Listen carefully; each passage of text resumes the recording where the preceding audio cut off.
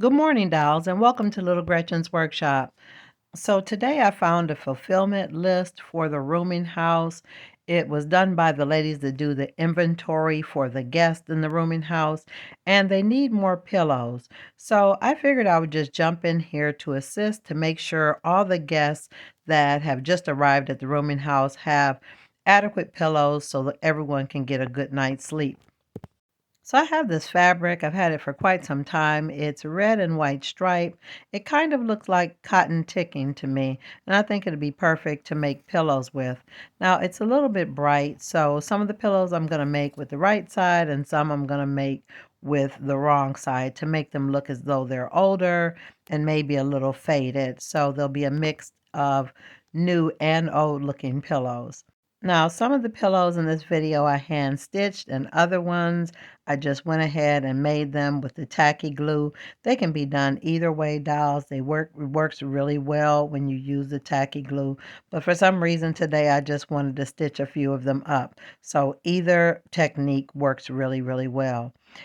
Now, when I do the ones that are sewn, I just do a really basic straight stitch, nothing fancy, nothing amazing here to see, dolls, just regular white cotton thread, and I do a straight stitch all the way around. And after I get done, I can turn it inside out immediately, as opposed to the ones that I glue. I have to allow them to dry a little bit longer because I don't want the bond to the glue to come loose. And after making sure it's turned right side out, I just simply stuffed it with some quilt batting. Now, dolls, there's so many different things you can use to stuff your pillows, from scraps of remnant fabric to actual cotton. Some people use beads and rice and things like that. I guess I'm a little old school. I just use quilt batting. And after it's all tucked in really nice and neat, I just seal up my opening. Now, for the pillow that I hand stitched, I stitched up the opening really quick. And then the pillow that I made with glue, after it was good and dry, I tucked in the end where I left it open and made sure everything was rolled down really nicely. Then I simply added a bead of glue to that inside seam and sealed it up and allowed it to dry. So that's 2 down, and I've got about 10 more to make. Oh, I feel really fortunate because it looks like the ladies have been making pillows too. Even though the dress shop is not complete, it's clear that the sewing machines have been working overtime. Let's go take a peek. Looks like Aunt Janie is putting away the ironing board. She put in a good day's work today.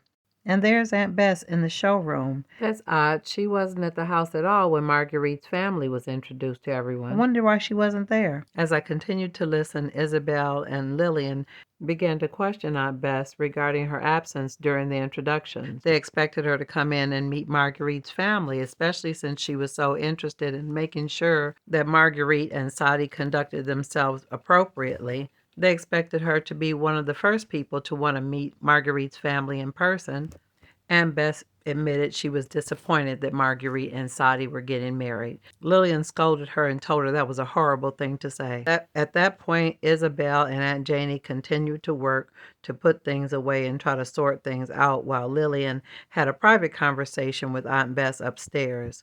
Aunt Bess expressed concern about not having enough seamstresses to work at the dress shop. So, dolls, after a while, I just stopped listening because at that point, I was a little bit upset with Aunt Bess myself. I figured I could move things out of the way so that the men can continue to work and get the rest of the house together so she can go ahead and get the dress shop open for business.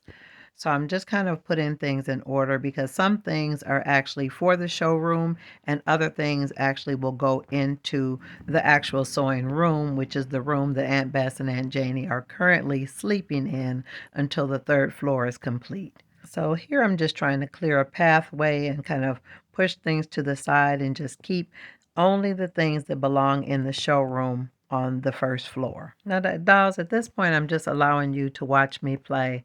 I'm just trying to organize things, and I figure I could put the sewing machines into the kitchen. Since the kitchen renovation is suspended until the 3rd floor is done, I do need to paint that little cabinet or shelf. And let me sweep up a little bit. It's gotten a little dusty down here in the showroom. Now, while I was at it, I played around with the placement of some of the furniture in the showroom to see how I could best arrange things so I could get as much furniture in the room as possible.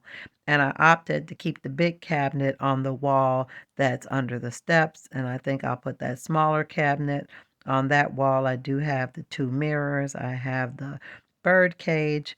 Then I've got this little stackable shelf that I wanted to put a few things on, and I opted to put some of the hat stands on, and not really sure where I'm going to put that screen. I might have to just go ahead and put that in the actual sewing room. But just again, dolls, just trying to arrange things. Now, again, I want you to keep in mind that this dress shop is not going to be a pristine, neat dress shop. It's going to be a little cluttered. It's going to have a lot of stuff everywhere. But before I add in all the extras, I have to get the main or key pieces of furniture to fit. Now, I'm just using this desk sort of as a template as to how big I need to make the counter for the cash register. I really like the size. I will need to make it a little bit taller, but I really do like the size and the shape and the amount of room that it takes up, because it still leaves me a lot of floor space. So I'm definitely going to use that as my template for the counter. Now, I do have a little sign that I'm going to use to be my open and close sign. And I'm just trying to play around with the configuration of the placement of some of the furniture just to get a feel of what I'm doing. Nothing is set in stone, dolls. I'm just playing, and I'm allowing you to watch me work it out in my mind how the showroom floor is going to look. Because sometimes your original idea as to the way you're going to place things or put things doesn't really work. So you just have to play around with it, dolls, just to see what works best. I just kind of push things over to the side. I definitely think I'm going to keep those two pink chairs in the room. And I really do like that big cabinet. I'm just trying to determine if I need to paint it or change it in any way. Now, I did add my garment rack pole here under the steps, and I think that's going to be really cute. Now, you can see here Aunt Janie has started sewing. She's got one of the sewing machines tucked here in the kitchen. She had all the men bring all the rest of the supplies out of the showroom so she could work in that room until the upstairs is finished. And Aunt Bess has calmed herself down, and she's actually working on things in the hallway outside of their bedroom. So these ladies truly mean business about getting things done. They even have one of the dress forms in their room, so they are truly about their business. And there's still a need for linen, so they have their work cut out for them. Now, in addition to the rack that I made under the stairs, I added a garment pole to this shelf that I made previously to go in the sewing room. So I will need to make clothes to go on these racks. Now, the pink dress in this picture is the one I got from the estate sale, and the cream and red one is one I made a while back. So I just hung those there to get a feel for how it would look, but I will do a video on how to make clothes on hangers. Now, dolls, if you've enjoyed this video today, definitely let me know in the comments. Also, like, share, and subscribe. And I'm looking forward to seeing you on the next episode of Little Gretchen's Workshop.